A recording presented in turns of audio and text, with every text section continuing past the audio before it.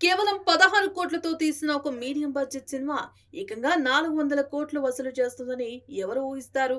కానీ కాంతార సాధ్యం చేసి చూపించింది.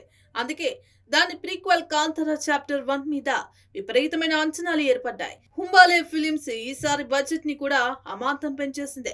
అయితే ఈ మూవీ ప్రారంభ దశ నుంచే విపరీతమైన అవాంతరాలు, ప్రమాదాలు ఎదుర్కొంది.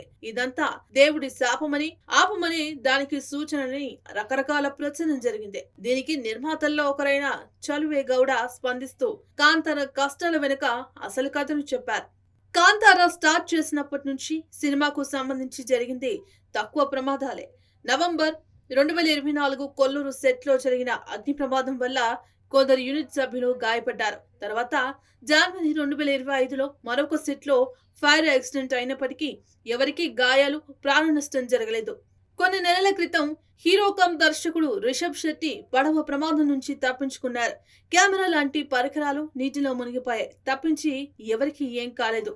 కాంతార చాప్టర్ 1 మొదలు పెట్టడానికి ముందే గ్రామ దేవత పంజుర్లిని అడిగితే కొన్ని అవాంతరాలు వచ్చినా నిర్విఘ్నంగా పూర్తి చేస్తారని చెప్పింది.